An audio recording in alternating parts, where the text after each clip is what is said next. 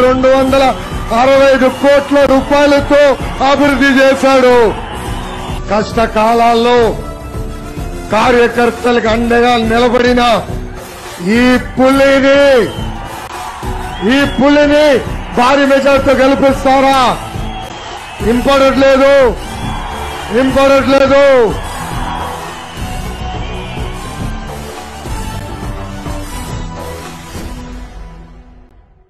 నమస్తే సార్. బాగున్నారా సార్? ఎలా ఉంది రాష్ట్ర రాజకీయం? రాష్ట్రం జగన్మోహన్ రెడ్డి రావణకాశం లాగా చేశాడు.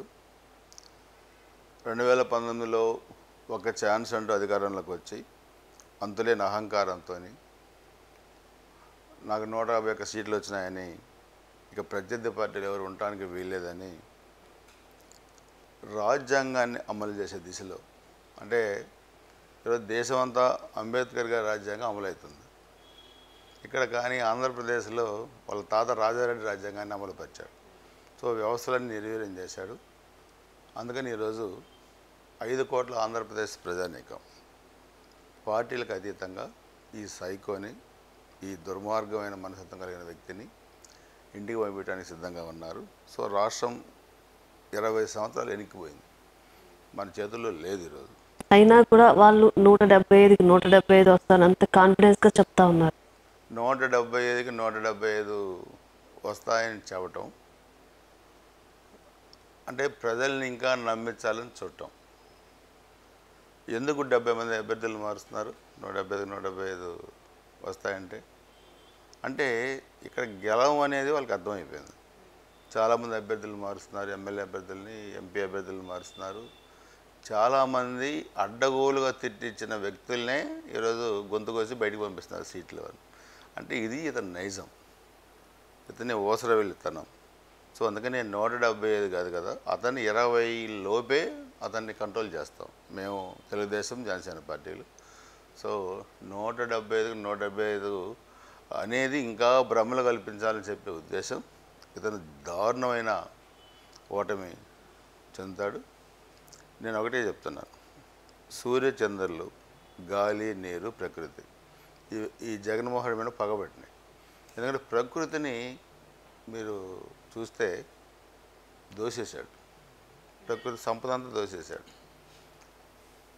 ఋషికొండ తీసుకుంటే ఉదాహరణ ఒకటి, ఇంకా ఎక్కువ దాని గురించి అతని గురించి చెప్పను. అది అందాల నిలయం, అది ప్రకృతికి నిలయం. 3 రాజధానుల పేరు మీద 500 కోట్ల ప్రజాధనం పెట్టి అక్కడ ఈ వ్యక్తి అక్కడ విలాసవంతమైన భవనం కట్టుకున్నాడు.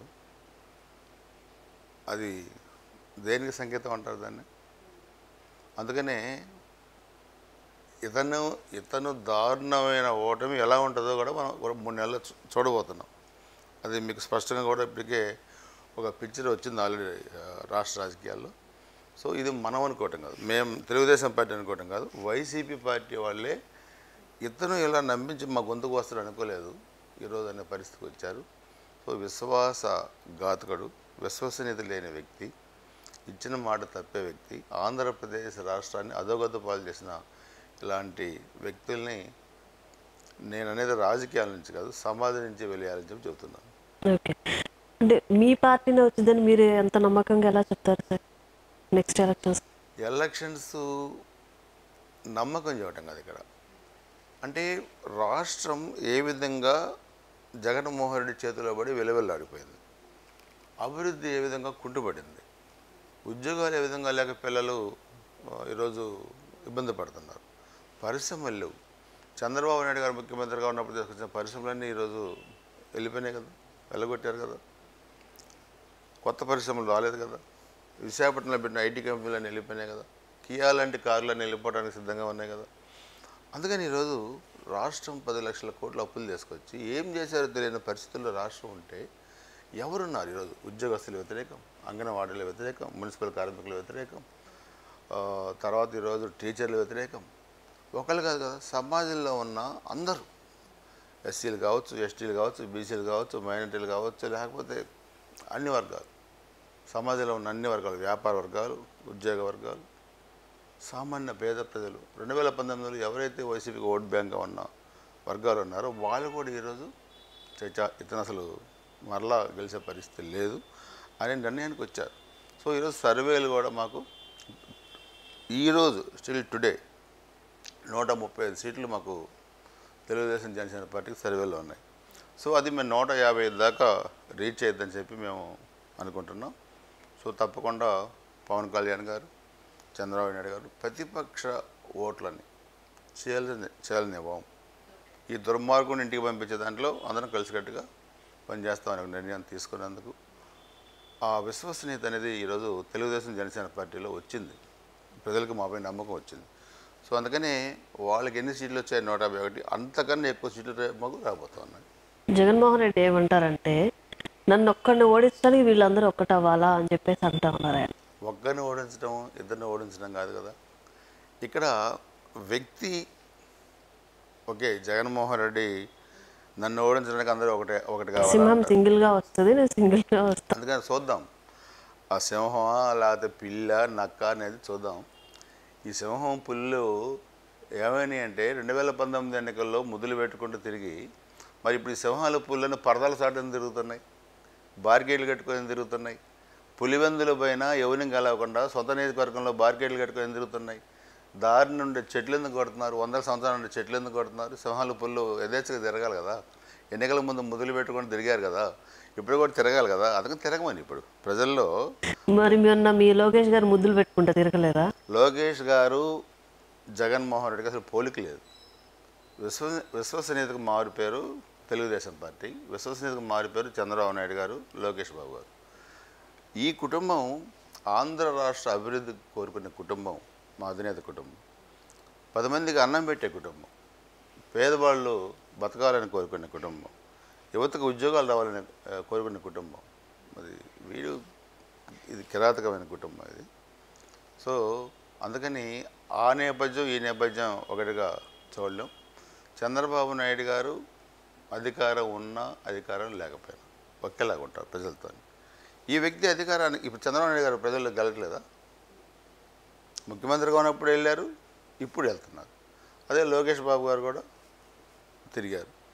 ఈ వ్యక్తి అపోజిషన్లో ఉన్నప్పుడు ఆ విధంగా ప్రవర్తించి గెలిచిన తర్వాత ఇలా ఎందుకు తిరుగుతున్నాడు అనేది మేము అడిగేకి వచ్చాను. What is the reason? Sir 2013 September 1 Chandrababu Naidu గారు ఏ నియోజకవర్గం నుంచి రావాలని ఆలోచిస్తున్నప్పుడు ఎవరు ముందుకు రాకపోతే ఎరపతినేని గారు సార్ నేనున్నాను మీకు అని చెప్పి 50,000 మంది జనాన్ని తీసుకుని వెళ్ళి నా నియోజకవర్గం నుంచి మీరు రండి అని చెప్పేసి ఆయన్ని చెప్పడం జరిగింది. సో అప్పటి నుంచి కూడా ఆయన ఇక్కడ వచ్చిన దగ్గర నుంచి స్టేట్ మొత్తం తిరిగారు. అప్పటి నుంచి కూడా ఎరపతినేని గారి అంటే ఒక రకమైన మంచి అభిమానం ఉంది ఆయనకి అని చెప్పేసి చెప్తా ఉంటారు. ఏమంటారు?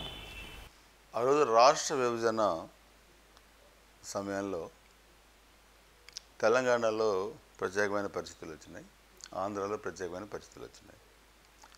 ఆ రోజు చంద్రబాబు నాయుడు గారిని అడ్డుకుంటాం ఆంధ్రాలో. ఎందుకు అడ్డుకుంటారో మాకు అర్థం కాదు. చాలా చోట్ల ఈ ప్రోగ్రాం పెట్టాలని అనుకున్నారు, కానీ పల్నాడు ప్రాంతం నుంచి అయితే బాగుంటుంది, అది తెలంగాణ ఆంధ్ర బోర్డర్గా ఉంది గురజాల నియోజకవర్గం, ఇక్కడ బాగుంటుందని చెప్పి అనుకున్నప్పుడు మా అధినేత మాకు అవకాశం ఇచ్చారు 2013 సెప్టెంబర్ 1. సో ఆ రోజు మీరు చూస్తే ఏం జరుగుతుంది, వస్తే చంద్రబాబు నాయుడు గారు వస్తే ఏం జరుగుతుంది? ఆంధ్ర, తెలంగాణ, ఢిల్లీ అంతా ఎదురు చూశారు. ఏం జరుగుద్ది? ఇప్పుడు అప్పటికే పల్నాడులో జగన్ తిరిగాడు, షర్మిల తిరిగారు, వాళ్ళు మేము అడ్డుకోలేదు. మా అధినేతను ఎందుకు అడ్డుకుంటారు? అందుకనే మీరు 50,000 అన్నారు, గురజాల నియోజకవర్గం నుంచే 50,000 వచ్చారు, బయట జిల్లా అంతా ఇంకొక 50,000 వచ్చారు, 1,00,000 మంది వచ్చారు పొందుగల గ్రామం దగ్గర. నన్ను అడిగారు మీడియాలో, చంద్రబాబు నాయుడు గారిని అడ్డుకుంటే మీరు ఏం చేస్తారు అన్నారు. ఎందుకు అడ్డుకుంటారు అని అడిగాను నేను. చంద్రబాబు నాయుడు గారు చేసిన తప్పేంటి? ఎందుకు అడ్డుకుంటారు? అడ్డుకొని పల్నాడు దాటి ఎవడు బయటికి పోవడం అని చెప్పాను. దమ్ము ధైర్యం ఉన్నాడు ఎవడు అడ్డుకోమని. బాబు గారిని అడ్డుకుంటే ఒక్కడు కూడా బయటికి వెళ్ళడు అన్నారా? దమ్ము ధైర్యం ఉన్నాడు ఎవడిని అడ్డుకోమని, వచ్చి మేము ఉంటాం ఇక్కడే, అడ్డుకొని ఇది దాటి పల్నాడు దాటి వెళ్ళమను. వాడి సంగతి చూస్తాం చెప్పాం. ఎవడు ధైర్యం చేయలే. చాలా పెద్ద ఎత్తున అవును, ఇంతమంది నాయకులు ఉన్నారు కదా, వాళ్ళు ఎవరు ఎందుకు రెస్పాండ్ అవ్వాలి, మీరు ఒక్కరు ఎందుకు రెస్పాండ్ అయ్యారు? అంటే నేను అనేది ఏంటంటే ఆ పరిస్థితులు కూడా కలిసి రావాలి. పల్నాడు ప్రాంతం ఏంటంటే పార్టీ కోసం వ్యక్తుల కోసం ప్రాణాలు ఇస్తారు. పల్నాడు ఎప్పుడు ప్రజలు ఎప్పుడు కూడా ఫెయిర్గా ఉంటారు, ముక్కుసూడిగా ఉంటారు. ఏదన్నా మాట్లాడాలంటే మొహమాటం లేకుండా మాట్లాడతారు, కొట్లాడాలంటే కొట్లాడతారు. పల్నాడులో వెన్నుపోటు రాజకీయాలు ఉండవు. సో అందుకే ఆ రోజు నేను అడిగా, చంద్రబాబు నాయుడు గారిని అడ్డుకుంటామని ప్రచారం చేస్తున్నారు, మీరేమంటారని అడిగాను నేను క్యాడర్ అంతా. ఎందుకు సార్, ఎందుకు అడ్డుకుంటారు, ఆయన ఏం తప్పు చేసి అడ్డుకుంటారు, ఎవడు అడ్డుకుంటారు, రమ్మండి, మేమంతా క్యాడర్ అందరూ కూడా, క్యాడర్ మొత్తం యూత్ అంతా 5-6 వేల మంది ఆ రోజు అలర్ట్ అయిపోయి మొత్తం వాళ్ళు కార్యక్రమాన్ని వాళ్ళ కంట్రోల్లో తీసేసుకున్నారు. ఎవడన్నా నల్ల జెండా పెడతాడా, ఎవడన్నా కోడిగుడ్డు వేస్తాడా, ఎవడన్నా ఇంకా రాయి వేస్తాడా అని అణువు ఎతికారు. ఎక్కడా ఆ పరిస్థితులు లేవు. సో మిగతా చోట్ల ఇదని మీరు అడిగారు. ఇక్కడ ఏంటంటే ఒక పార్టీ క్యాడరు ఏ పని చెప్పినా ఆ పని అది ఎంతలా పని అయినా సరే అది తెగించి పనిచేస్తారు. సో అందుకని ఇక్కడ ఆ ప్రోగ్రాం సక్సెస్ అయింది. దీని తర్వాత ఇక్కడ నుంచి కృష్ణా జిల్లా కూడా మేము వెళ్ళాం. ఆ ప్రోగ్రాం సక్సెస్ అయింది. ఓవరాల్గా దానివల్ల తెలుగుదేశం పార్టీ అధికారంలోకి వచ్చింది. చంద్రబాబు నాయుడు గారు అనేక సందర్భాలు చెప్పాడు. ఇప్పుడు మీరు ఇందాక అడిగినట్టుగా చాలా చోట్ల పెట్టి మన ప్రోగ్రాం క్యాన్సిల్ చేసాం, కానీ గురిజాల ప్రజలు చాలా బాగా రిసీవ్ చేసుకున్నారు, దానివల్ల అధికారంలోకి వచ్చామన్నారు. సో ఆ క్రెడిట్ కూడా గురిజాల నియోజకవర్గ ప్రజలకు వచ్చింది, గురిజాల నియోజకవర్గం తెలుగుదేశం పార్టీకి వచ్చింది. అదొకటి. మొన్న మీరు చూస్తే ఆగస్టు 8 యోగాలో లోకేష్ బాబు గారు యోగాలో పాదారు, 60,000 మంది వచ్చారు ఒక నియోజకవర్గంలో. అది state record. So Telugu Desam party ఏ కార్యక్రమం పిలిపించినా గురిజాల నియోజకవర్గంలో చాలా ముందుంటాం. అండ్ ఆ పాదయాత్రలో మీరు వేయించిన దండ కూడా ఏదో స్పెషల్ అని చెప్పి చెప్తా ఉంటారు సార్, ఎక్కడి నుంచి తెప్పించారు, ఏంటి అది? అది బెంగళూరు నుంచి తెప్పించాం. అది మైసూరు మహారాజులకి వేసే దండ. అది దసరా ఉత్సవాల్లో మైసూరు మహారాజులకి వేస్తారు. అది ఒక సుగంధ పరిమళాలతో అవి చేస్తారు. అది మన దగ్గర ఎక్కడ దొరకదు, ఆంధ్ర తెలంగాణలో. సో అది స్పెషల్గా అక్కడ నుంచి చేయించి దాన్ని ఎంట్రీ పాయింట్లో జోలకల్ గ్రామంలో వేసాం. ఎందుకని మైసూరు మహారాజాకి వేసే దండ ఈయనకి వేయనండి ఎందుకు అనుకున్నారు మీరు? అంటే ఇక్కడ నేనేంటంటే ఎన్టీ రామారావు గారు నాకు 94 సీట్ ఇచ్చారు. 99 నుంచి చంద్రబాబు నాయుడు గారు 5 సార్లు ఇచ్చారు, అంటే 6 సార్లు పోటీ చేశాను. నాకు చంద్రబాబు నాయుడు గారన్నా లోకేష్ బాబు గారన్నా నాకు విపరీతమైన పిచ్చి అభిమానం ఆ కుటుంబం అంటే. సో 91లో రాజీవ్ గాంధీ చనిపోయినప్పుడు నేను ఎన్టీ రామారావు గారిని నాకు చిన్న వయసులో ఆ రోజు మాచల్ అల్లకలలో కాంగ్రెస్ పార్టీ వాళ్ళంతా తగలబెడితే ఎమ్మెల్యేలు అవన్నీ ఎన్టీ రామారావు గారిని కూడా అడ్డుకుంటా ఉన్నారు ఆ రోజు వస్తే. అంటే అప్పుడు నేను తెలుగు యువతలో పనిచేస్తున్నాను, తీసుకొచ్చాం. ఎవరు అడ్డుకుంటారు అని మీ సంగతి తెలుస్తామని. అది బాగా సక్సెస్ అయింది. అక్కడ నుంచి ఎన్టీ రామారావు గారు నన్ను ఒక కార్యకర్తగా ఐడెంటిఫై చేసి 94 సీట్ ఇచ్చారు. చంద్రబాబు నాయుడు గారు ఒక విజనరీ లీడర్ భారతదేశ రాజకీయాలు. అంత మంచి వ్యక్తి నేను ఎక్కడ రాజకీయాల్లో చూడలే. చాలా గొప్ప వ్యక్తి. ఆయనకి నేను ఒక రకంగా భక్తులు అంటాను. లోకేష్ బాబు గారు కూడా 3వ తరం నేను ఆయనతో పనిచేయటం. ఇప్పుడు మీరు 3 తరాలని ఎన్టీ రామారావు గారు 91లో తీసుకొచ్చాం. చంద్రబాబు నాయుడు గారిని 2013 సెప్టెంబర్ 1 3వ తరం. ఆ మీటింగ్లో కూడా నేను చెప్పాను. అడిగారు ఈ దండ ఎక్కడదన్నా అన్నాడు. ఇట్లా చెప్పాను, మీకు చెప్పినట్లే మైసూరు మహారాజులకి ఒకసారి పూజల్లో కూడా చేస్తూ ఉంటారు అని చెప్పాను. అంటే నాకు మైసూరు మహారాజా దండ తెప్పించావా అన్నాడు. నీకేం తక్కువ అన్నాను నేను. నవ్వుకున్నాడు. సో అది ఆ కుటుంబం మీద నాకున్న ప్రత్యేకమైన అభిమానంతో ఆ దండ నేను తెప్పించాను. అది ఆంధ్రప్రదేశ్ మొత్తం ఆయన పాదయాత్రలో అదొక స్పెషల్ అట్రాక్షన్గా అవును, అన్నిట్లో ఇది ఒకటే హైలైట్ బాగా అని చెప్పి కూడా పబ్లిక్ టాక్ వచ్చింది. ఆ దండ ఇప్పుడు కూడా దాన్ని భద్రపరిచాం, జాగ్రత్త చేశారు. జాగ్రత్తగా అట్లే ఉంది అది. ఆ విధంగా మనం చేయగలిగాం. మీ సీటు జనసేన పార్టీకి ఇస్తే మీరు ఆ సీట్ కోసం ఫైట్ చేస్తారా? జనసేన పార్టీ, తెలుగుదేశం పార్టీ ఎక్కడ ఎవరు పోటీ చేయాలనేది ఇద్దరు అధినేతలు నిర్ణయించుకుంటారు. సో జనసేన అడిగే సీట్లలో గురజాల నియోజకవర్గం లేదు. ఓకే. చంద్రబాబు నాయుడు గారు గురజాల్లో ఆగస్టు 8న లోకేష్ బాబు గారు పిడుగురాళ్ళ పాదయాత్రలో ఇద్దరు నా సీట్ని ప్రకటించారు ఆల్రెడీ.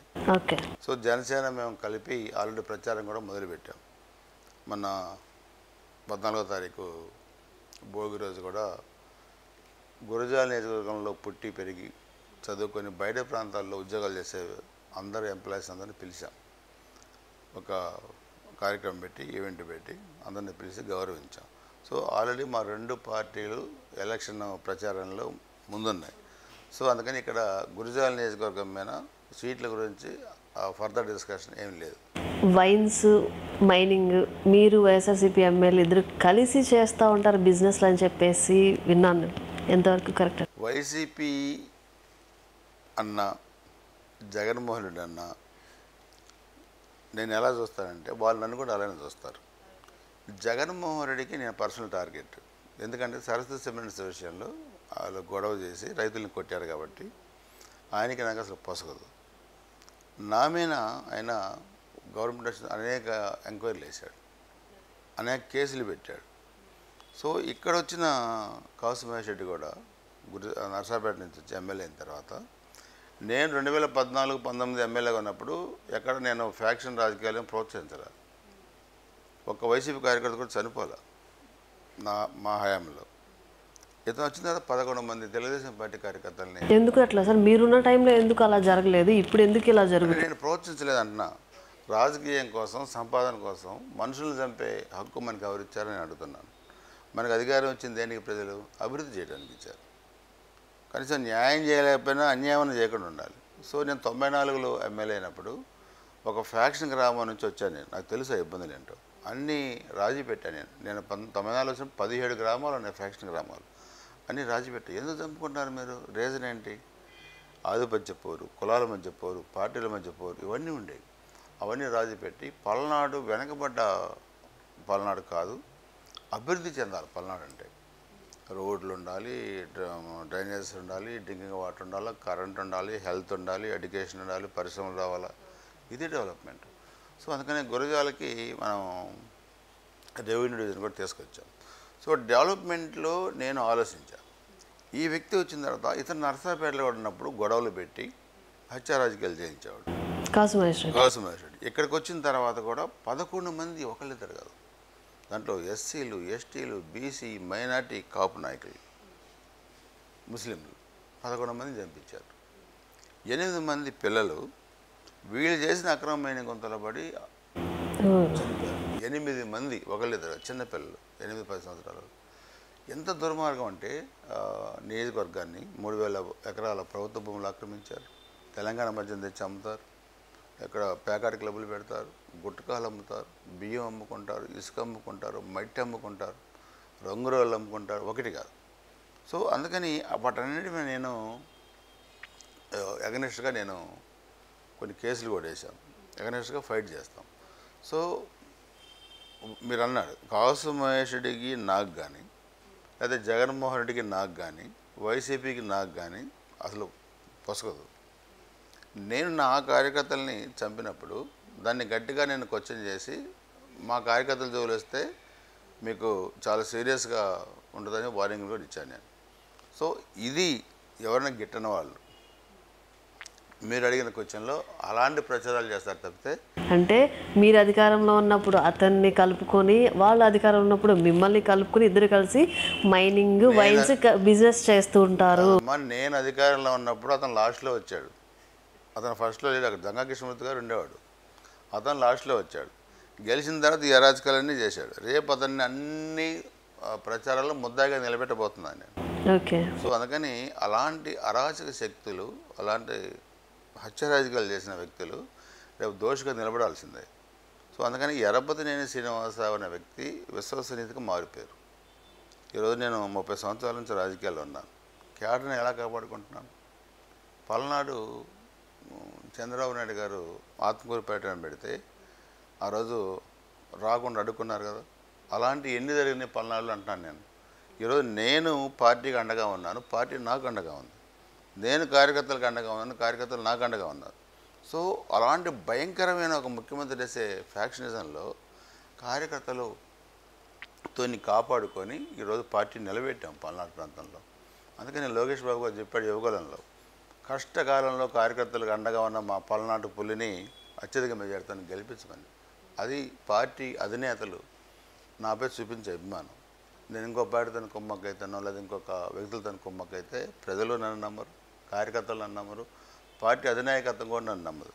సో అందుకని అవన్నీ ఎరపదనేని బ్లడ్లో అలాంటివన్నీ ఉండవు. ఒకటే మాట, ఒకటే బాట, విశ్వసనీయత ఎరపతనేని విశ్వసనీయత. యోగళం పాదయాత్రలో మీకు ఇక్కడి నుంచి కృష్ణా జిల్లా వరకు కూడా మీకే ఇన్ఛార్జ్గా ఆ బాధ్యతలు మీకే అప్పచెప్పారని. ఇన్ఛార్జ్ అనేది లేదు. ఓకే. కృష్ణా జిల్లా కూడా నేను 300 మందిని తీసుకెళ్ళి మొత్తం ఆ ప్రోగ్రాం కూడా చూసాం. ఇక్కడ కూడా గన్నవరం బహిరంగ సంఘం పెట్టినప్పుడు కొంతమందిని అక్కడ ఇన్ఛార్జ్ చేశారు ఆ కార్యక్రమానికి, ఎందుకంటే అది పెద్ద ప్రోగ్రాం కాబట్టి. సో అప్పుడే ఆ ఇన్ఛార్జ్ మన యాలగడ్డ వెంకట్రావు వాళ్ళు కూడా పార్టీలోకి రావడం జరిగింది. సో అందరం కలిసి బాధ్యతలు తీసుకుందని సక్సెస్ చేసాం దాంట్లో. కాసు మహేష్ రెడ్డి, కృష్ణారెడ్డి, ఇది వీళ్ళ ఫ్యామిలీని అసలు మీరు ఎలా ఎదుర్కొంటున్నారు? ఏముంది వాళ్ళని ఎదుర్కోపోవడానికి? వాళ్ళ దగ్గర ఏముంది? మిమ్మల్ని ఇబ్బంది పెట్టడం కానివ్వండి. పెట్టారు, నన్ను ఇబ్బంది పెట్టారు, నా మీద తప్పుడు కేసులు పెట్టారు, నన్ను ఏదో చేయాలని చూశారు, జైల్లో పెట్టాలని చూశారు. వాళ్ళది చాలా పెద్ద ఫ్యామిలీ, చాలా బ్యాక్గ్రౌండ్ ఉంది వాళ్ళకి అని అంటారు. ఏం బ్యాక్గ్రౌండ్ ఉంది? ముఖ్యమంత్రి వాళ్ళ తాత ముఖ్యమంత్రి నేపథ్యంలో ఆయన రాజకీయాల్లోకి వచ్చాడు, వాళ్ళ నాన్న మంత్రిగా చేశారు. మీరు ఇప్పటివరకు చూస్తే వాళ్ళ తాత కాసు బ్రహ్మానందరెడ్డి వర్ధంతిని పురస్కరించుకొని బీసీడీ పెట్టాడు. మేము అడిగాం, ఆయన వర్ధంతికి బీసీడీకి సంబంధం ఏంటి? పోనీ అక్కడ ఎవరైనా బీసీలు ఉన్నారంటే ఒకళ్ళు లేడు. పోనీ పెట్టినాడు వాళ్ళ తాత విగ్రహానికి కనీసం రంగు వేయించాడా? మీరు పంపిస్తాం ఫోటోలు చూడండి, అన్ని ప్యాచెస్. అంటే 1000 రూపాయలు పెట్టి తాత విగ్రహానికి రంగు వేయించలేనివాడు ఆయన పేరు చెప్పుకొని రాజకీయాలు బతుకుతున్నాడు కదా. అంటే ఇతనికి ఎవరి మీద ప్రేమ అభిమానం ఉండదు, డబ్బులు, సంపాదన, పదవి, అదే అతనికి ముఖ్యం తప్పితే తాత అంటే ప్రేమ ఉండదు, తండ్రి అంటే ప్రేమ ఉండదు, కుటుంబం అంటే ప్రేమ ఉండదు. పెద్ద ఫ్యామిలీ కాదంటారా? పెద్ద ఫ్యామిలీ, రాజకీయంగా పెద్ద ఫ్యామిలీ. కానీ వాళ్ళ తాత తండ్రుల పేరు చెప్పుకొని ఆ విలువలు ఇతనికి రావాలని కోరుకుంటాడు, కానీ రాలా. ఇప్పుడు పెద్ద ఫ్యామిలీస్ అనుకున్నప్పుడు ఉన్నతమైన భావాలు ఉండాలి, వ్యక్తిత్వం బాగుండాలి, 10 మంది బతకాలని కోరుకోవాలి, 10 మంది చంపాలని కోరుకోరు కదా. నేను అందుకని అడిగాను చాలాసార్లు, నీ కూతురు వయసు ఉన్న పిల్లలు 8 మంది చనిపోతే నువ్వేం రెస్పాండ్ అయినావు? కనీసం ఒక మీటింగ్ పెట్టావా? ఎందుకు ఇంతమంది చనిపోయారని రివ్యూ పెట్టావా డిపార్ట్మెంట్లతో? ఒక్కసారి ఇంతవరకు ఇన్నిసార్లు అడిగితే మేము. ఇంకోటి అతనికి బాధపడ్డా, నేను చెప్పా, నీకు ఒకటే కూతురు కాసు మహేష్ రెడ్డికి, నీ కూతురు లాంటి పిల్లలు 8 మంది చనిపోతే ఆ తల్లిదండ్రుల బాధ, ఆవేదన ఏంటి? అందరం మనుషులం కదా, ఎందుకు ఆలోచించామంటే నో రెస్పాన్స్. అంటే అది నేను చెప్పేది. అంటే అంత మానవత్వం లేకుండా ఎలా ఉంటారు సార్? నేను చెప్పేది అదే. ఉన్నతమైన కుటుంబం అని చెప్పుకునే మనం కార్యకర్తలకు కానీ ప్రజలకు కానీ ఇబ్బంది జరిగినప్పుడు, అందులో పర్టికులర్గా చిన్నపిల్లలు చనిపోయినప్పుడు ఆ కుటుంబాలను వెళ్ళి పరామర్శించి, అసలు ఆ department revenue, police, mining joint meeting పెట్టి ఎందుకు ఇలా జరుగుతుంది, ఇంతమంది పిల్లలు ఒకళ్ళిద్దరు కాదు కదా, కానీ తెలుగుదేశం హయాంలో జరగలేదు కదా, రివ్యూ పెట్టకపోతే అతను ఏమనుకోవాలని అడుగుతున్నాను అతని మనస్తత్వాన్ని నేను. ఓకే. క్వశ్చన్ చేసిన తర్వాత కూడా పోనీ ఉన్నతాధికారులు, కలెక్టర్ కానీ, ఎస్పీ కానీ, ఆర్డీఓలు, డిఎస్పీలు కానీ వాళ్ళని రెస్పాండ్ అయ్యారా? వాళ్ళని పెట్టారా? సో మైనింగ్ డిపార్ట్మెంట్ రెస్పాండ్ అయిందా? ఈ గుంతలో పడి ఎంతమంది ఎందుకు చనిపోతున్నారు? సో ఈ ప్రభుత్వం అనేది ఒక దాన్ని అసలు ఏ భాషలో చెప్పాలో అర్థం కాదు. ఎవరన్నా చనిపోని, ఎవరన్నా ఏమన్నా కానీ మాకు డబ్బులు రావాలా, మాకు అధికారం రావాలా. అలాగే ప్రజల బాగోగులు పట్టని ఈ నరహంతక ప్రభుత్వాన్ని ఇంటికి పంపేదానికి అందరూ సిద్ధంగా ఉంది. మాచర్ల కూడా మీరు గెలిపించుకుంటారని చెప్పి టికెట్ ఇప్పించారా? మాచర్ల అక్కడ జోలకండ బ్రహ్మారెడ్డి గారు ఒక రాజకీయ కుటుంబం. వాళ్ళ ఫాదర్ ఎప్పటి నుంచో ఉన్నారు. 62, 67లో అప్పుడే ఆయన సమితి ప్రెసిడెంట్ అయ్యారు. తర్వాత 72లో పులిగుర్తు మీద మార్చల్ నుంచి ఎమ్మెల్యేగా గెలిచారు. 83లో వాళ్ళ ఫాదరు తెలుగుదేశం పార్టీ నుంచి గురిజాల నుంచి గెలిచారు. 99లో వాళ్ళ అమ్మగారు జోలకండ దుర్గమ్మ గారు మార్చల్ నుంచి ఎమ్మెల్యేగా గెలిచారు. బ్రహ్మారెడ్డి 2004, 2009లో మార్చల్ నుంచి పోటీ చేశారు. సో అది రాజకీయ నేపథ్యం ఉన్న కుటుంబం. అది నేను ఇప్పించడం, నేను గెలిపించడం కాదు. సో బ్రహ్మారెడ్డి నేను అన్నదమ్ములుగా పనిచేసుకుంటాం. 2 జాయింట్ నియోజకవర్గాలు మా 2. సో అందుకని అక్కడ కార్యకర్తలు ఇబ్బంది పడే పరిస్థితుల్లో ఒక సమర్థమైన తన కుటుంబం నుంచి జోలకండ బ్రహ్మారెడ్డి గారిని చంద్రబాబు నాయుడు గారు ఇన్ఛార్జ్గా నియమించారు. అంటే మీరు రికమెండ్ చేస్తేనే ఇచ్చారని కూడా విన్నాం. రికమెండేషన్ వేరు. అంటే నేను రికమెండేషన్ చేసినా లేకపోతే పార్టీలో ఇంకా మిగతా నాయకులు చేసినా అక్కడ పార్టీ బాగుండాలనే కదా, కార్యకర్తలకు అండగా ఉండాలనే కదా. సో అందుకనే ఇన్ఛార్జ్గా మనం పెట్టిన దాంట్లో మా అందరూ మేము ఒక మాట అనుకొని ముందుకెళ్ళాం. సో ఈరోజు పార్టీ అక్కడ పటిష్టంగా ఉంది. తప్పకుండా ఈ పల్నాడులో మాచర్ల, గురిజాల 2 కూడా తెలుగుదేశం పార్టీ జెండా ఎగరేస్తాం. పల్నాడు మొత్తం కూడా అన్ని రకాలుగా మీ గుప్పెట్లో పెట్టుకున్నారని చెప్తా ఉంటారు. అంటే గుప్పెట్ అంటే ఏంటి నాకు అందరినీ మీ కంట్రోల్లో పెట్టేసుకున్నారని. అలా ఏముండదు, నా కంట్రోల్ అంటూ ఏముండదు. నేనేంటంటే చిన్నతనం నుంచి రాజకీయాల్లో ఉన్న కుటుంబం. మా ఫాదరు వాళ్ళంతా రాజకీయాల్లో ఉన్నారు. నేను కూడా చిన్నప్పటి నుంచి రాజకీయాల్లో ఉన్నాను. మాచర్ల, గురిజాలు ఏంటంటే నాకు బంధుత్వం అంతా మాచర్లో ఉన్నారు, గురిజాల్లో ఉన్నారు. సో ఈ 2 కూడా విడదీయరని అనుబంధం 2 నియోజకవర్గాలు. సో దానివల్ల ఏమైందంటే నా రాజకీయ నేపథ్యం స్టార్ట్ అయింది మాచర్ల, నేను గెలిచింది గురిజాల్లో.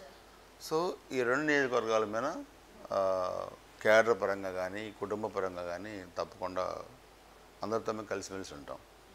సో ఉన్నప్పుడు గురజాలలో ఏమైనా ఇబ్బందులు వస్తే మాకు మాచర్ల నాయకులు సహకరిస్తారు, మాచర్లలో ఇబ్బంది వస్తే గురజాల నాయకులు మేము సహకరిస్తాం. సో ఒకరికొకరు పరస్పర సహకారం అందించుకునే దాంట్లో మేము పార్టీ పరంగా వ్యక్తిగతంగా ముందుంటాం తప్పితే దీంట్లో గుప్పెడు పెట్టుకోవటం లేదా ఇంకోటి అధికారం చెలాయించడం అనేది ఏముండదు. దీంట్లో రాజకీయంగా మీరు ఎవరిని ఆదర్శంగా తీసుకుంటారు? ఇలా ఉండాలి అని ఒకరిని, ఇలా వద్దురా బాబోయ్ అని ఇంకొకరిని, అట్లా ఎవరిని ఆదర్శంగా తీసుకుంటారు, ఎవరు వద్దనుకుంటారు? నేను ఆదర్శంగా తీసుకునే వ్యక్తి చంద్రబాబు నాయుడు గారు. ఆయన కాకుండా ఇంకెవరు లేరా సార్? నాకెవరు లేరు. అందుకని ఎన్టీ రామారావు గారిని మేము ఒక దైవంగా పూజిస్తాం. మాకు అందరికీ ఆయన ఈరోజు నేనే కాదు, నాలాంటి వాళ్ళు ఎన్ని వేల మంది, లక్షల మంది తెలంగాణ, ఆంధ్రాలో ఈ స్థితిలో ఉన్నాము. మేము రాజకీయ ఉన్నతమైన స్థితిలో ఉన్నామంటే తెలుగుదేశం పార్టీ ఎన్టీ రామారావు గారు పెట్టబట్టే కదా. అవును. ఆయన సినీ రంగంలోనే ఉండి ఈ తెలుగుదేశం పార్టీ పెట్టాలనే ఆలోచన రాకపోతే ఎవరు మేము కేంద్ర మంత్రులు చేసిన వాళ్ళు, లోక్సభ స్పీకర్లు చేసిన వాళ్ళు, ఎంపీలు చేసిన వాళ్ళు, ఎమ్మెల్యేలు చేసిన వాళ్ళు, మంత్రులు చేసిన వాళ్ళు, అసలు ఎవరు మేమంతా అని అంటున్నాను. సో మాకు దేవుడు ఎన్టీ రామారావు గారు. చంద్రబాబు నాయుడు గారిలో నేను 30 ఏళ్ళుగా నేను గమనించింది ఒక విజన్ ఉంది. అంటే అభివృద్ధి ఎలా చేయాలా, అంటే యువతకి ఉపాధి ఎట్లా చూపించాలి, అంటే రాబోయే 20 సంవత్సరాలు దృష్టిలో పెట్టుకొని పనిచేస్తారు. హైటెక్ సిటీ కట్టినప్పుడు అందరూ ఎగతాళి చేశారు, కూడిపెట్టుద్దని. ఈరోజు ఆ రంగం ఎలా తయారైంది? హైదరాబాదే కాకుండా ఈరోజు మొత్తం ఇండియా అంతా. మన చంద్రబాబు నాయుడు గారి అరెస్ట్ అప్పుడు ఏదో అవినీతి జరిగింది, అది బయట తీయాలనుకుంటే ప్రపంచవ్యాప్తంగా చంద్రబాబు గారు అభివృద్ధి బయటకు వచ్చింది. మీరు చూసారా? కొంతమంది ఇప్పుడు అక్కడ కృష్ణా గారు అక్కడ కర్ణాటక ముఖ్యమంత్రిగా చేసి ఆయన కొంత ఐటీ డెవలప్ చేశారు. ఏ ప్రభుత్వం ఐటీ రంగాన్ని డెవలప్ చేసినా ఇప్పుడు పితామహుడు ఐటీ రంగాన్ని డెవలప్ చేసింది ఎవరంటే చంద్రబాబు నాయుడు గారి పేరు వచ్చింది. అదే కదా మొన్న వచ్చింది. అందుకని నేను ఆయన దగ్గర గమనించి మంచి వ్యక్తి, ఎవరు అందరూ బాగుండాలని కోరుకున్నాడు తప్పితే ఎవరిని హాని చేయని వ్యక్తి. సో అందుకని ఆయనే నాకు ఆదర్శం రాజకీయాల్లో. సో అందుకని ఇంకా నాకు ఆదర్శంగా తీసుకోకూడని వ్యక్తి ఎవరు ఉన్నారంటే దుర్మార్గమైన వ్యక్తి జగన్మోహన్ రెడ్డి. అందుకని నేను అనేది రాజకీయాల నుంచి కాదు, ఇలాంటి వాళ్ళు సమాజం నుంచి వెలేయాలనేది. ఇప్పుడు నేనున్నాను, నాకు 6 సార్లు సీట్ ఇచ్చేది పార్టీ. ఒక్కోసారి ఓడిపోవచ్చు, బట్ నన్ను ఆదరించింది కదా పార్టీ. మరి ఈ వ్యక్తి నన్ను అడ్డగోలుగా తిట్టించాడు కదా. ఆ గోరంట్ల మాధవ్ ఏంటి ఒక సిఐ అడ్డగోలుగా ఎట్నోరు పారేసుకున్నాడు, ఆయన గొంతు కోసి పక్కన వేశారు కదా. లేకపోతే ఐటీ మంత్రి అమర్నాథ్, ఆయన ఏం మాట్లాడాడు, ఆయన్ని పక్కన వేశారు కదా. అడగోలు తిట్టిన వాళ్ళందరికీ టికెట్లు ఎగ్గొట్టారు కదా. ఆ అంటే ఎక్కువ తిడితే టికెట్స్ ఇస్తామని చెప్పి అంటారు కదా వాళ్ళ పార్టీలో ఎగ్గొట్టారు కదా. అంటున్నారు. తిట్టనందుకు కొంతమందికి ఎగ్గొట్టారు, ఎక్కువ తిట్టించిన వాళ్ళతో కూడా ఎగ్గొట్టారు. సో అంటే ఎక్కువ తిన్నా కూడా ప్రాబ్లమే. అందుకనే విశ్వాసఘాతకుడు, నమ్మించి గొంతులు కోసే వ్యక్తి జగన్మోహన్ రెడ్డి. అటువంటి వ్యక్తుల్ని మనం ఎవరు కూడా, అంటే మేమట తీసుకోము, వైసీపీ వాళ్ళు కూడా అటువంటి వ్యక్తుల్ని ఆదర్శంగా తీసుకోకూడదు. సో అందుకనే ఇలాంటి వ్యక్తుల్ని మనం సమాధించి వెలేస్తే వ్యవస్థలు బాగుపడతాయి. మీ అబ్బాయిని ఎప్పుడు తీసుకొస్తున్నారు పాలిటిక్స్లోకి? మా కుటుంబం నుంచి ఎవరు రాజకీయాల్లోకి రారు. మీతోనేనా ఇంకా? అవును, నేను నా పిల్లల్ని రాజకీయాల్లో తీసుకోవాలని అనుకోవట్లేదు. ఎందుకు సార్ అలా? ఎందుకు అనుకోవట్లేదంటే నేను సుదీర్ఘకాలంగా రాజకీయాల్లోకి ఉన్నాను. సో పిల్లల్ని ముందు మనం బిజినెస్లో డెవలప్ చేయాలి, వాళ్ళ చేత కంపెనీలు పెట్టించాలి, వాళ్ళకి యువతకు ఉపాధి ఉండేటట్టుగా వాళ్ళకి చూపించాలి. వాళ్ళు ఎవరు ఎమ్మెల్యేలుగా పోటీ చేయరు నా తర్వాత. రేపు లోకేష్ బాబు గారు ఆయన రాజకీయాల్లో ఉన్నతమైన స్థానానికి వచ్చే పరిస్థితి వస్తుంది. అది 10 ఏళ్ళ 5 ఏళ్ళ తర్వాత చూద్దాం. అప్పుడు వీళ్ళు ఎలా రావాలి రాజకీయాల్లోకి, ఎలా అనేది ఎమ్మెల్యేలుగా మాత్రం అభ్యర్థులుగా మాత్రం రారు. సో ముందు బిజినెస్ పరంగా వాళ్ళు డెవలప్ అయిన తర్వాత వాళ్ళు కూడా లోకేష్ బాబు గారి టీంలో ఉంటారు. రాజకీయాల నుంచి ఏమి మానుకోరు, బట్ ఎమ్మెల్యే అభ్యర్థులుగా పోటీ చేయరు. రాజకీయాల్లో ఉంటారు కానీ ఎమ్మెల్యే అభ్యర్థులుగా పోటీ చేయరు. వాళ్ళు బిజినెస్లో ఉంటారు, తెలుగుదేశం పార్టీతో ఉంటారు, లోకేష్ బాబు గారి టీంలో ఉంటారు. అప్పుడు పరిస్థితులను బట్టి ఏం చేయాలనేది అప్పుడు మేము నిర్ణయించుకుంటాం కుటుంబ పరంగా. ప్రస్తుతానికి మీరే ఉంటానంటారు? నేనున్నా లేకపోయినా, నా తర్వాత నేను లేకపోయినా నా వారసులుగా ఎమ్మెల్యే అభ్యర్థులుగా నా పిల్లలు పోటీ చేయరు. మీకు మినిస్ట్రీ ఇవ్వలేదని చెప్పేసి కూడా మీరు ఒకసారి కొంచెం బాధపడినట్లున్నారు. నేను బాధపడలా, నేను ఎప్పుడో మంత్రి ఇవ్వమని నేను అడగలేదు. 2017లో నాకు అవకాశాలు చంద్రబాబు నాయుడు గారు ఇచ్చినప్పుడు నేను ఉపయోగించుకోలేదు అవకాశాలు. 95లో వయసు అవార్డులో తీసుకోమన్నారు, 99లో అవకాశం వస్తే దాన్ని నేనే వినియోగించుకోలేకపోయాను. సో పార్టీ నాకు ఇచ్చిన అవకాశాలని, అంటే మినిస్టర్ అవడం ఇష్టం లేకనా లేకపోతే అని కాదు, కొన్ని సందర్భాల్లో కొన్ని పరిస్థితులు వస్తాయి. సో దానివల్ల మనం అనుకున్న పని సాధించలేకపోవచ్చు. సో అంత మాత్రాన అసంతృప్తి అనేది ఎప్పుడు నాలో లేదు. 17లో కూడా మీరు చూస్తే మంత్రివర్గ పునర్వ్యవస్థీకరణలో చాలామంది మంత్రులు రాలేదని, కొంతమంది సెల్ టవర్లు ఎక్కారు, కొంతమంది రాజీనామాలు అన్నారు, కొంతమంది సొంత పార్టీ పెడతామన్నారు, గందరగోళం చేశారు రాష్ట్రంలో. నేను ఇదే హాల్లో ప్రెస్ మీట్ పెట్టి నేను చంద్రబాబు నాయుడు గారికి మద్దతుగా మాట్లాడాను. మంత్రులు ఇవ్వటం అనేది ముఖ్యమంత్రి గారి ఇష్టం. ఎవరు పార్టీకి ఉపయోగపడతారు, ఎవరు ప్రభుత్వంలో యాక్టివ్గా పనిచేస్తారంటే ముఖ్యమంత్రి గారు వాళ్ళకి మంత్రి పదవులు ఇస్తారు. పార్టీ వాళ్ళు ఎదిగిన మనం ఈ స్థాయిలో ఉండి కూడా పార్టీని ఇబ్బంది కలిగించే పరిస్థితి మీరు ఎందుకు చేస్తున్నారు, పార్టీ లేకపోతే మనం ఉన్నామా అని నేను ప్రెస్ మీట్ పెట్టి నేను మాట్లాడిన తర్వాత కంట్రోల్ వచ్చింది స్టేట్లో. నా తర్వాత సార్ మాట్లాడారు. సో మీరు అన్నట్టుగా నాకు అసంతృప్తి ఉంటుంది. నేను ఎందుకు మాట్లాడతాను, నేను మాట్లాడాను కదా. ఫస్ట్ ప్రెస్ మీట్ పెట్టి మాట్లాడింది నేనే. మీరు చూశారు, ఉదయం నుంచి అట్లా తిరుగుతూ ఉంది రాష్ట్రం అంతా. అక్కడ రాజధాని అక్కడ సెల్ టవర్లు ఎక్కడ అన్నీ జరిగినాయి. అందుకని నేను మాట్లాడిన తర్వాత అంత కంట్రోల్ అయింది. సార్ కూడా ప్రెస్ మీట్ పెట్టి తర్వాత దాన్ని క్లోజ్ చేశారు ఇష్యూని. సో అందుకని పదవులు అది పెద్ద ఇష్యూ కాదు. అంటే ఇప్పుడు మినిస్ట్రీ లేదని చెప్పేసి సొంత పార్టీ పట్టేస్తే అసలు చేద్దామనేనా సార్? అందుకని అవన్నీ ఆవేశంలో అంటారు. అవును, ఆలోచన ఆవేశం ఇవన్నీ కూడా జాగ్రత్త సమపాళ్ళలో ఉండాలి. ఆలోచన తప్పినా ఆవేశం పెరిగినా ఇలాంటివి వస్తాయి. అయినా బ్యాలెన్స్ చేసుకోవాలి రాజకీయాలు, తప్పదు. సార్ ఒక సందర్భంలో మీరు బాంబులు చుట్టిన సందర్భం కూడా ఉంది అని చెప్పేసి అన్నారు. ఎందుకు అలా చేయాల్సి వచ్చింది? 85లో మంచికల్లు మా గ్రామంలో ఫ్యాక్షన్ ఉండేది. దాంట్లో అనుకోకుండా నన్ను ఇన్వాల్వ్ చేశారు, కేసుల్లో నన్ను పెట్టారు. అనుకోకుండా ఫ్యాక్షన్లో ఇన్వాల్వ్ అయిన నేను ఒక 2.5 సంవత్సరాలు బాగా దాంట్లో ఇబ్బందులు పడ్డాను. ఓకే. కట్టాను, బాంబులు కట్టాను, తుపాకులు తగిలించుకొని తిరిగాను, అన్నీ చేశాను. సో రాజీ పడ్డ తర్వాత ఆ ఇబ్బంది నేను చూశాను కాబట్టి ఎమ్మెల్యే అయిన తర్వాత భగవంతుడు నాకు ఇచ్చిన అవకాశాన్ని ఉపయోగించుకొని రాజీ చేసాం ఫ్యాక్షన్ గ్రామాలని. వద్దన్నా, రక్తపూర్తి తినద్దు మీరు. సంపాదన కోసమో అధికారం కోసమో మనుషులు చంపితే అది కరెక్ట్ కాదు అని అప్పుడు నేనే కాంగ్రెస్ వాళ్ళ ఇళ్ళకెళ్ళి ఎమ్మెల్యేగా మీరు ఎందుకు కొట్టుకుంటున్నారు, ఎందుకు చంపుకుంటున్నారు, రీజన్ చెప్పండి, ఏంటో రాజీ చేశాను అన్ని గ్రామాలు.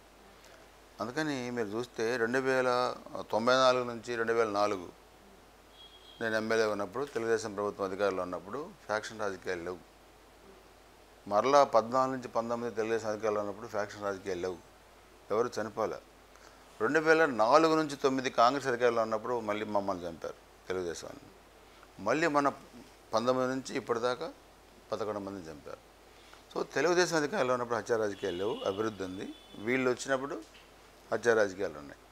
సో అందుకే నేను అనేది, సమయం మనం ఎంతవరకు ఉండాలో అంతవరకు ఉంటుంది మనిషికి. మేమేదో సమయం పాటిస్తున్నామని మమ్మల్ని రెచ్చగొట్టి మమ్మల్ని చంపుతా పోతా ఉంటే మేము కూడా ఒక దశలో ఆలోచించుకోవాల్సిన పరిస్థితులు వస్తాయి. మంచితనం చేతకాంతనం కాకూడదు రాజకీయాల్లో. సో చేతకాంతనం కనుక తీసుకుంటే ఎదురు వ్యక్తులు మనం ఏమైనా స్వారీ చేస్తారు, మనల్ని చంపేస్తారు, ఆస్తులు ధ్వంసం చేస్తారు.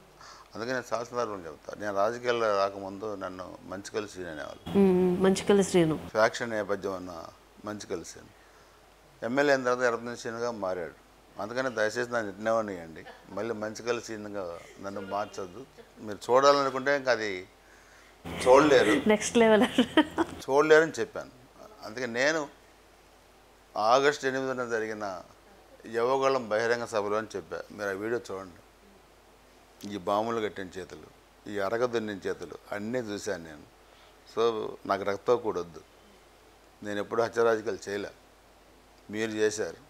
దయచేసి మీరు మానుకోండి. వైసీపీ వాళ్ళు కూడా పనులు చేసుకోండి, వ్యాపారాలు చేసుకోండి, పిల్లల్ని చదివించుకోండి, మంచిగా బతకండి. హత్యారాజకీయాలు చేయొద్దు, అధికారం కోసం డబ్బులు కోసం రక్తపూడి తినొద్దని చెప్పాను. ఇన్ కేసు మీ పద్ధతులు మానుకోకపోతే మా కార్యకర్తలు ఈ విధంగానే మీరు చేసుకుంటూ వెళ్తే ఎర్రపతిని సీన్ ఇంకోసారి మంచికల్లి సీన్ అవుతాడు చెప్పాను నేను. సో అందుకని ఓపిక ఉన్నంత వరకు ఓపిక పడతాం. కానీ ఎదుటి కూడా అడ్డగోలుగా వ్యవహరిస్తే మా కార్యకర్తలను రక్షించుకోవడానికి మేము కూడా తిరుగుబాటు చేయాల్సిన పరిస్థితులు వస్తాయి. అవి రాకుండా ఉండాలని చెప్పి నేను కోరుకుంటున్నాను. ప్రశాంతంగా పాలన ఉండాలని చెప్పి కోరుకుంటున్నాను. ఇంకో సందర్భంలో ప్రెస్ మీట్లో కూడా రాజకీయం చేయండి నా కొడకల్లారా అని చెప్పేసి మాట్లాడుతూ ఉన్నారు అన్నాను. చంద్రబాబు నాయుడు గారిని, అంత సుదీర్ఘ రాజకీయ అనుభవం కలిగిన వ్యక్తి, 14 సంవత్సరాలు ముఖ్యమంత్రిగా పనిచేసిన వ్యక్తిని పెట్టుకుని అసెంబ్లీలో మాట్లాడిన మాటలు నాకు చాలా బాధేసినాయి. ఆ రోజు నేను కూడా వెళ్ళాను, పార్టీ ఆఫీస్లో మీటింగ్ జరుగుతుంటే. ఆయన అంత పెద్ద మనిషి చాలా బాధపడ్డాడు. అందుకని రాజకీయాల్లో వ్యక్తిగత దోషాలకి తావు ఉండకూడదు, రాజకీయపరమైన విమర్శలు ఉండాలి తప్పితే ఈ విధంగా అంటాం. ఆ రోజు నేను మంగళగిరి ఆఫీస్లో ప్రెస్ మీట్ పెట్టి నేను కూడా గట్టిగా మాట్లాడాను. రాజకీయాలు చేయండి నా కొడకల్లారా, అడ్డగోలుగా మీ ఇష్టాజంగా నోరు బారేసుకోవద్దు. నోరు బారేసుకుంటే దారుణమైన పరిస్థితులు ఉంటాయి మీకు రాబోయే రోజుల్లో, అధికారం మీకు శాశ్వతం కాదు అని మాట్లాడాను. చాలా సందర్భాల్లో కూడా నేను కూడా చాలా గట్టిగా వార్నింగ్లు ఇచ్చాను. మా అధినేత కుటుంబం మేము అడ్డగోలుగా నోరు బారేసుకున్న వాళ్ళు మాత్రం రేపు ఎవరిని కూడా చట్టపరంగా మేము వదిలిపెట్టాం. చాలా తప్పులు దుర్మార్గాలు చేశారు రాష్ట్రంలో. సో ఇవన్నీ కూడా వాళ్ళ మెడకి ఉరితాళ్ళుగా మారుతారు రేపంతా వైసీపీ నాయకులు అడ్డగోలుగా వ్యవహరించారు. సార్ రివెంజ్ తీర్చుకోవడం అంటే మనుషులు చంపడం కాదు. తప్పు చేశారు, హత్యలు చేశారు, చట్టపరంగా చర్యలు తీసుకుంటాం. న్యాయస్థానాలు ఉన్నాయి, న్యాయస్థానాల్లో పోరాడతాం, శిక్షలు పెడతారుగా చేస్తాం తప్పులు చేసిన వాళ్ళకి. ఆస్తులు ఆక్రమించుకున్న వాళ్ళ మీద ఎంక్వైరీలు వేస్తాం. ప్రభుత్వ భూములు ఆక్రమించి తిరిగి మళ్ళీ ప్రభుత్వం స్వాధీనం చేసుకుంటుంది. సో ఇవన్నీ కూడా చట్టపరంగా చర్యలు తీసుకుంటాం తప్పితే వాళ్ళు చంపారని మేము చంపటం అది ఉండదు. రివెంజ్ అంటే హత్య రాజకీయాలు కాదు. రివెంజ్ అంటే ఏంటంటే వాడు అహంకారంతో ప్రవర్తించాడు కాబట్టి అరే నీ అధికారం శాశ్వతం కాదురా, నీకు అధికారం ఇప్పుడు పోయింది కదా, ఇప్పుడు నీ అధికారం పోతే నువ్వేం చేస్తావు, ఇదిగో నువ్వు ఈ తప్పు ఇది చేసావు, సో ఇది తెలుసుకో, ఈ తప్పు తెలుసుకో, మళ్ళీ జీవితంలో ఎలాంటి తప్పులు చేయొద్దని వాడికి చెప్తాం. కొంతమంది జైలుకి పోతారు, కొంతమంది శిక్షలు అనుభవిస్తారు, కొంతమంది ఇబ్బంది పడతారు, అవి మాత్రం జరుగుతాయి 100%. దాంట్లో మళ్ళీ మీకేం రెండో మాటకు తాగలేదు. హత్యలు చేయం కానీ మమ్మల్ని ఇబ్బంది పెట్టిన వాళ్ళు మాత్రం 100% వాళ్ళకి ఆ బాధ కూడా వాళ్ళకి తెలియాల్సిన అవసరం ఉంది. తెలిసినట్టు చేస్తాం. ట్రీట్మెంట్ ఇస్తారు గట్టిగా. నేను క్యాడర్ అందరూ చెప్పేది ఈ 2.5 నెలలు మీరు నిబద్ధతగా పనిచేయండి, ఒక ప్రణాళిక ప్రకారం పనిచేయండి. ఎక్కడెక్కడ పార్టీని ప్రదర్శన చేసే దాంట్లో మన మధ్య ఉన్న వైషమ్యాలు కానీ మన మధ్య ఉన్న విభేదాలు కానీ అన్నీ మర్చిపోయి పార్టీని అధికారంలో తీసుకురావడానికి ఒక క్రమశిక్షణ కలిగిన సైనికుల్లాగా మీరు పనిచేయండి అని చెప్పి నేను కార్యకర్తలందరినీ కోరుతున్నాను.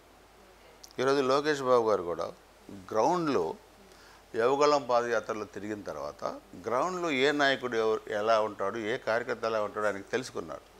సో కష్టపడ్డ పనిచేసిన ప్రతి నాయకుడికి కానీ కష్టపడ్డ ప్రతి కార్యకర్త కానీ రేపు అధికారం వచ్చిన న్యాయం జరుగుద్ది. ఆ దశగా మీరు విజృంభించి ఆ అరాచక శక్తుల్ని వైసీపీ అరాచక శక్తులను అడ్డుకొని పార్టీ గెలుపునికి పనిచేయని చెప్పి నేను రాష్ట్రంలో ఉన్న తెలుగుదేశం పార్టీ కార్యకర్తలందరూ కూడా కోరుతున్నాను. సార్ ప్రస్తుతం సీట్లు గురించి కూడా మీ పార్టీలో కొంతమంది అసంతృప్తిగా ఉన్నారు అని చెప్పి చెప్తా ఉన్నారు. ఉండొచ్చు, ఇప్పుడు కొంత సీట్ల సర్దుబాటు విషయంలో కొంతమంది సీట్లు రాలేదని అసంతృప్తిగా ఉండొచ్చు, కొంత ఇవన్నీ ఉంటే తప్పదు. అవన్నీ కూడా మా పార్టీ అధినేత చూసుకుంటారు. కొన్ని చోట్ల ఏదన్నా ఇబ్బందికర వాతావరణం ఉంటే పిలిపించుకొని మాట్లాడి ప్రత్యామ్నాయం ఏమి ఇవ్వాలనేది కూడా పార్టీ చూసుకుంటుంది. కానీ పార్టీలో పనిచేసిన వాళ్ళకి కానీ సీనియర్లకు కానీ పార్టీలో అన్యాయం మాత్రం జరగదు.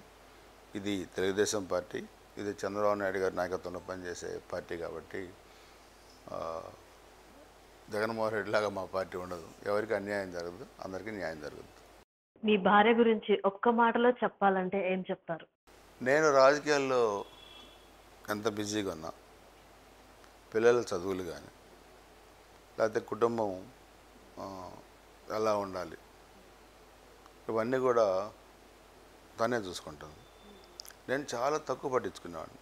కొన్ని నెలలు నేను ఇంటికి రాను. చిన్నప్పుడు పిల్లలు కూడా వాళ్ళు ఏం చదువుతున్నారో కూడా నాకు ఒకసారి తెలిసేది కాదు. అంటే నన్ను అంత ఇబ్బంది పెట్టితే నేను పట్టుదలగా పనిచేశాను రాజకీయాల్లో. ఓకే, ఎక్కడ ఓడిపోయామో అక్కడ గెలవాలని. సో అందుకే నేను ఈరోజు కుటుంబం ఈ ఉన్నతమైన స్థాయిలో ఉండడానికి ప్రధాన కారణం నా భార్య. సో అందుకని నా సహకారం పూర్తిగా నాకు ఎప్పుడు ఉంటుంది. బట్ ఎప్పుడు కూడా రాజకీయాలు జోక్యం చేసుకోవాలి. ఏ పని అసలు పాలిటిక్స్లో అసలు ఇన్వాల్వ్ అయ్యేవారు కాదు. ఒక్క పని కూడా నేను ఒకరిని అవుతానేవాడిని. చాలామంది భార్యలు రాజకీయాలు ఇన్వాల్వ్ అవుతారు కదా, నువ్వు ఎందుకు కావు, నువ్వు కూడా అవ్వచ్చు కదా అంటే మీకు మీ రాజకీయాలకు నమస్కారం, నన్ను ఇలా బతకనియండి, ప్రశాంతంగా ఉన్నాను నేను అంటుంది. ఎన్నికలప్పుడు మాత్రం ఒక 20 రోజులు 4 రోజుల్లో క్యాంపెయిన్కి వస్తారు, పిల్లలందరూ కలిసి చేస్తారు. దాని తర్వాత అసలు పట్టించుకోరు రాజకీయాలు. ఎప్పుడన్నా ముఖ్యమైన నాయకుల ఫంక్షన్స్ ఉంటే అప్పుడప్పుడు నియోజకవర్గం వెళ్ళి ఆ ఫంక్షన్స్కి అటెండ్ అయ్యి వస్తారు తప్పితే ఎప్పుడు రాజకీయాల జోక్యం చేసుకోలేదు. గురజాల 7 ఫ్యామిలీ చూసుకుంటూ ఉంటారు. బ్యాక్ చంద్రబాబు నాయుడు గారు మీటింగ్ వచ్చారు, బాగా లేట్ అయిపోయింది, 11:30 12 అయింది మీటింగ్ అయ్యేసరికి. మీటింగ్ అనేది గురజాల నుంచి ట్రావెల్ చేస్తూ ఉంటే సార్ కారులో నేను ఉన్నాను. మాట్లాడుతా ఫ్యామిలీ పిల్లలు ఏంటని అడిగారు. అడిగితే నేను చెప్పా, ఇట్లా నేను గుంటూరులో ఫ్యామిలీ ఉంటారు, కాన్ఫరెన్స్లో ఎక్కువ ఉంటాను, తనే పిల్లలంతా చూసుకునేది, కుటుంబ నేపథ్యం అంటే ఒకసారి నేను మాట్లాడతానన్నారు. రాత్రి 10:30 అప్పుడు ఫోన్ కల్పిస్తే మాట్లాడారు. మా శ్రీనివాసం మీ గురించి బాగా చెప్తున్నారు, మీరే మొత్తం చూసుకుంటారు, గ్రేట్. మీరు అలా ఉండబట్టే శ్రీనివాస్ ఇంత రాజకీయాల్లో టైం స్పెండ్ చేయగలుగుతున్నాడు, మంచి నాయకుడిగా ఎదిగాడు అని ఆమెని అంతే కదా సార్, బ్లెస్సింగ్స్ ఫ్యామిలీ ఇచ్చాడు. సపోర్ట్ ఉంటేనే కదా. బ్లెస్సింగ్స్ ఇచ్చాడు. రాత్రి 10:30 అలాంటి ఉన్నతమైన వ్యక్తి అంటే మా ఫ్యామిలీ మెంబర్స్తో కూడా మాట్లాడంటే అది నేను చెప్పేది. ఇందాక మీరు అన్నారు కదా ఎస్. చంద్రబాబు నాయుడు గారికి అంటే మీకు ఎందుకని, ఇదే రీజన్. ఇప్పుడు అది మేము కుటుంబంలో మర్చిపోలేని సంఘటన కదా, అందుకని ఇలాంటివన్నీ కూడా చాలా ఉన్నాయి. పార్టీ మమ్మల్ని ఆదరించింది, అలానే పార్టీ కూడా మేము సపోర్ట్గా నిలబడి. మీకు నచ్చిన టూ వీలర్ ఏంటి? టూ వీలర్ నేను చిన్నప్పుడు రాయల్ ఎన్ఫీల్డ్ తోలేవాడిని. RX 100 కొనలేదా సార్? అవన్నీ నేను ఫస్ట్ నేను హీరో హోండా కొన్నాను, ఓకే తర్వాత రాయల్ ఎన్ఫీల్డ్ కొన్నాను, ఓకే. దాని తర్వాత జీప్ కొన్నాను. సో ఇంకా డిఫరెంట్ 4 వీలర్ వచ్చి అప్పుడప్పుడు నా కార్యక్రమాల్లో కార్లు అవి కూడా బాగా కలెక్ట్ చేస్తూ ఉంటాను. నేను అంటే నేను చిన్నప్పుడు చాలా ర్యాష్ డ్రైవింగ్ చేసేవాడిని. టూ వీలర్ అయితే 100-120 అటు వెళ్ళేవాడిని. సో నా వెనక బండి మీద ఎవరు కూర్చోరు. జీబులో కూడా నేనే డ్రైవ్ చేసుకుంటా. 100 అబవ్ వెళ్తుంటే నా జీబులో కూర్చున్న పెద్దవాళ్ళందరూ ఆపయా నేను దిగే వేరే బండ్లు వెళ్తాను, నీ కారులో నీ జీబులో మేము ఎక్కవనేవాళ్ళు. సో అలా 2-3 ప్రమాదాలు కూడా మేజర్ తప్పిపోయినాయి. సో ఇప్పుడు చేయట్లేదు డ్రైవింగ్. ఇప్పుడు చేయట్లేదు అంటే బిజీగా ఉంటాం, ఒకటి ఫోన్లు మాట్లాడుతూ ఉంటాం. సో డ్రైవర్లు ఉన్నారు, మంచి డ్రైవర్లు.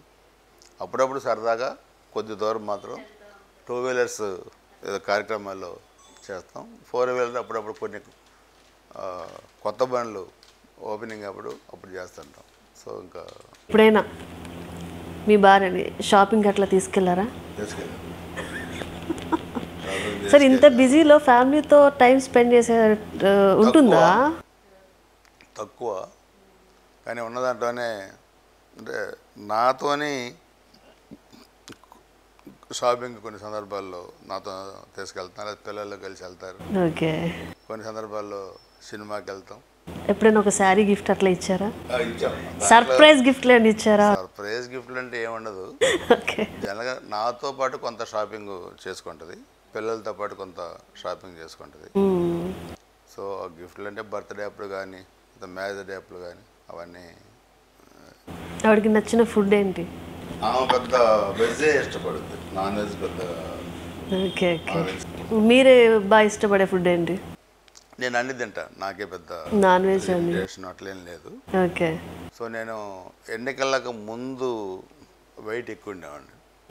సో ఎన్నికల తర్వాత జిమ్ చేసి దాని తర్వాత ఫుడ్ కూడా కంట్రోల్ పెట్టుకొని 15-16 కేజీలు తగ్గాను. సో దాన్ని మరలా పెరగకుండా చాలా జాగ్రత్త మెయింటెనెన్స్, వ్యాయామం చేస్తూ ఫుడ్ని కూడా ఎంతవరకు కంట్రోల్ పెట్టుకొని తీసుకుంటాను. సో వెజిటేరియన్ ఇష్టమే, నాకు నాన్ వెజ్ కూడా ఇష్టమే. బట్ నాన్ వెజ్ని బాగా తగ్గించాను. మీకు నచ్చిన వాచ్? అలా ఏం లేదు, ఏ వాచ్ కూడా ఎన్ని పిల్లలు తెస్తారు, ఈ వాచ్ కంపెనీలో కూడా సరిగా నాకు తెలియదు. ఏముండదు అయితే. ఎందుకంటే ఏది ఉంటే అది పెట్టుకుంటా ఉంటాం, 2-3 ఉంటాయి ఇంట్లో, ఏది ఉంటే పెట్టుకుంటూ వెళ్తాం. ఓకే. సినిమాలు చూస్తుంటారా సార్? తక్కువ. మీకు నచ్చిన హీరో ఎవరు? NTR గారు, బాలకృష్ణ గారు కాకుండా చెప్పండి. అంటే ఎన్టీ రామారావు గారిని నేను నాయకుడిగా నేను అభిమానిస్తాను. ఓకే. బట్ నేను సినిమాలకు వస్తే బాగున్న సినిమాలన్నీ చూస్తాను. అంటే పలాని అభిమాన హీరో నాకు ఉన్నాడు, పలానా హీరో నాకు ఇష్టం అని నేను చెప్పలేను సినిమాల్లో.